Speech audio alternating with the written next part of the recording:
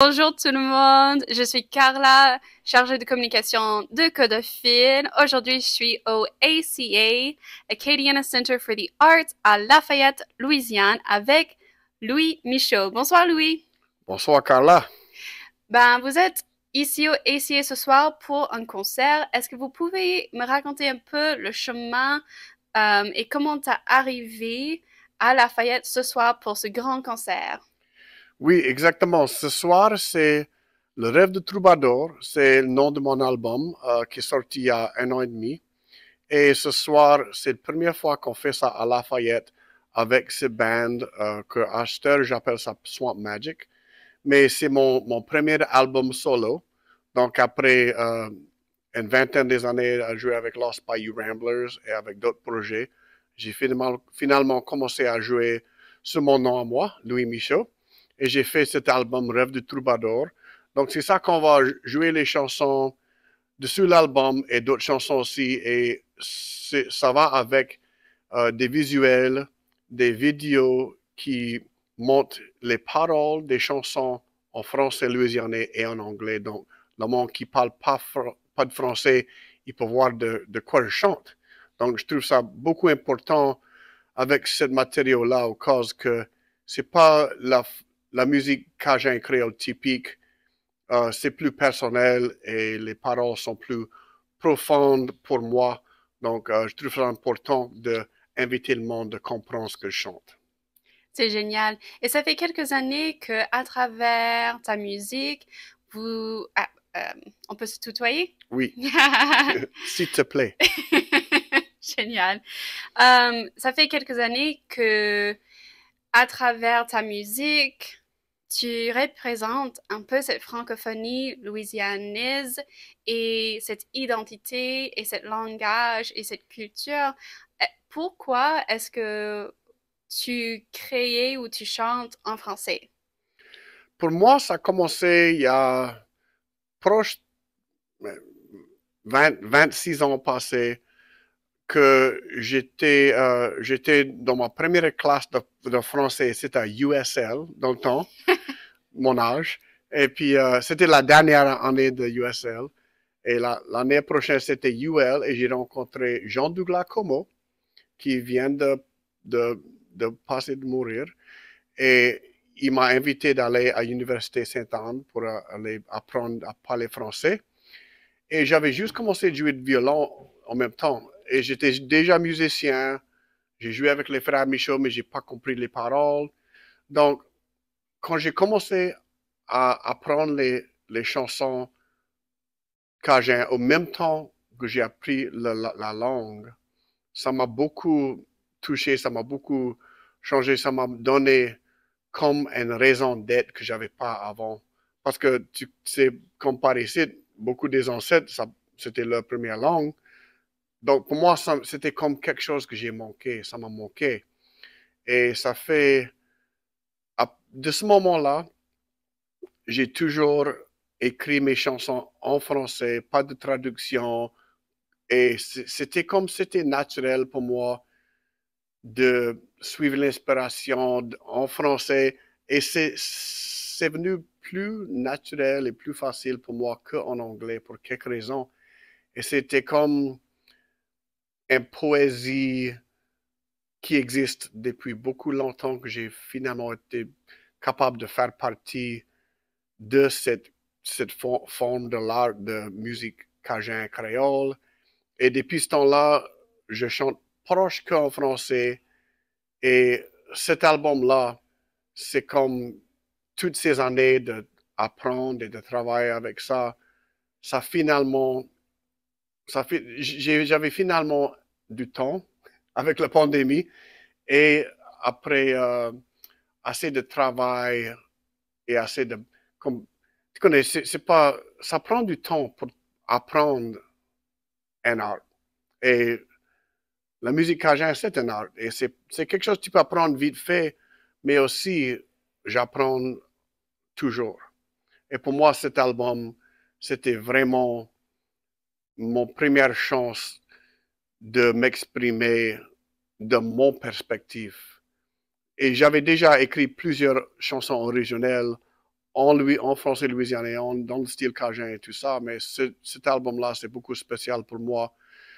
Et pour moi, c'est à introduire des mots, des paroles qui ne sont pas habituellement chantées dans les chansons cajun et créole. Donc, de continuer à, s'étendre comme dans le langage et de faire un effort d'amener plus de la langage, pas juste tu m'as quitté pour t'en aller. Wow, c'est inspirant, c'est enrichissant. Un peu le chemin de, de ta musique et ta création. Et je savais pas que tu as appris ou maîtrisé la langue française au Sainte-Anne, ce qui est génial parce que je trouve en la Louisiane, il y a beaucoup d'apprenants qui peut-être ils n'ont pas appris à la maison, mais ils ont envie plus tard dans la vie de se connecter à l'héritage ou la culture autour de eux. Donc, c'est super intéressant. Et pour ce genre ou peut-être la jeunesse, qu'est-ce que tu dirais aux autres un peu pourquoi apprendre la langue française? Mais la réponse facile dans ce temps-là, c'est la valeur, mais soit la valeur culturelle ou soit la valeur économique. Et puis, les jeunes, ils cherchent un travail, ils cherchent à quoi faire dans cette vie-là, qu'est-ce qu'ils vont faire. Et pour moi, si j'avais pas appris le français, je sais pas qu'est-ce que je ferais dans ce moment-là, comme pour travailler et tout ça. Peut-être je serais musicien, mais peut-être pas chanteur ou peut-être dans un autre genre ou quelque chose. Mais je sais que quelque chose que je vois souvent, c'est le monde qui vient d'ici, comme nous, qui ils sont un peu fâchés que leurs parents ou leurs grands-parents, ils n'ont pas appris le français à eux. Ils disent, oh, I wish they would have taught me French, you know. Yeah. So mad. I told them this, oh, no, you're not. Or it was the language for secrets. They didn't want me to know what they was talking about. Yeah. Ça, c'est l'autre raison qu'ils n'ont pas appris. Si on t'apprend, on ne peut pas parler de toi en arrière. C'est ça. Donc, j'entends ça si souvent et pour moi, j'avais cette chance d'aller apprendre la base de la langue. Et puis, je pense que ça serait un bon choix pour n'importe qui d'essayer de prendre cet avantage, d'aller apprendre la base de la langue. Et pour moi, j'ai fait ça. J'ai pas beaucoup bien parlé après ces 5 semaines, mais j'ai hitchhike, j'ai fait du pouce à l'entour de Canada de l'Est après la session pour un autre 2 mois et j'ai continué à pratiquer et continué Là, c'est l'immersion Oui, totalement. beaucoup. Et le monde, ils ont appris beaucoup. Et après ça, je suis revenu ici en Louisiane et j'étais capable de les parler aux vieux, aux d'autres mondes qui parlaient français et j'ai insisté qu'ils me répondent en français. Parce que c'est comme si tu es capable de dire quelques mots, c'est pas possible d'avoir une conversation. Mais si tu peux parler, il peut te répondre. Et là, OK, il vient plus à l'aise, plus confortable de faire ça. Et tu dépasses cette honteuse et le monde est trop gêné pour parler français. Et ça, c'est ça le moment qui était dur à arriver, de les convaincre de me parler en français. Donc, de là, j'ai appris de beaucoup de différents mondes ici en Louisiane qui parlaient beaucoup de différents dialectes. Donc, j'ai appris un peu de créole, un peu de cajun, un peu de français, de tous les dialectes, et aussi en France et en Canada. Et je pense qu'avec les jeunes aujourd'hui qui vont à l'immersion, je pense que c'est beaucoup, beaucoup important et beaucoup bon qui font ça parce que c'est l'histoire de la Louisiane, c'est des mondes de partout qui parlent tout différemment. Et même les voisins d'un à l'autre, ils parlent différemment. D'un village à l'autre, d'une maison à l'autre, d'une famille à l'autre. Donc, je pense que c'est une continuation de la même manière qu'on est arrivé ici aujourd'hui et quand même, il n'y a pas autant qu'il y en a, autant des parleurs qu'il y avait avant, ça continue et c'est ça qui est important. Et si tu veux, ah, et si tu n'étais pas chanceux d'être en immersion, tu as toujours la chance d'apprendre. Et la valeur, c'est, il y a beaucoup de valeur de parler n'importe quel langage si tu peux parler plus qu'anglais. Non, je suis complètement d'accord et c'est vrai que Codophile avec les écoles d'immersion, on offre une fondation de français standardisé que dès là, ben, tu peux apprendre le français de tes grands-parents en patois louisianais ou le français acadien ou africain de quand tu as les bases. Là, tu peux développer dans n'importe quelle direction.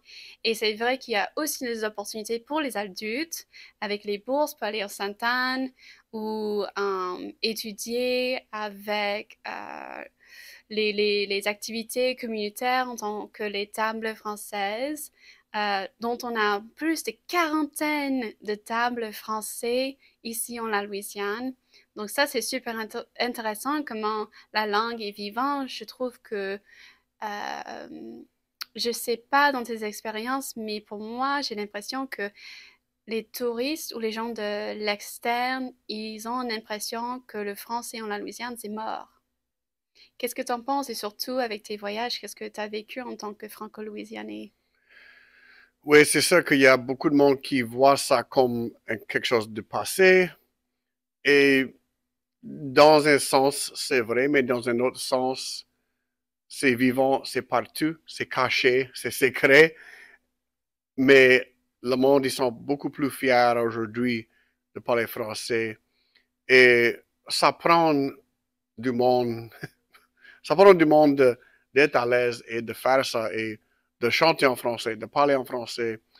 Et j'étais prêt à parler avec quelqu'un dernièrement, la semaine passée, qui a gagné un job au cause qu'il parlait français.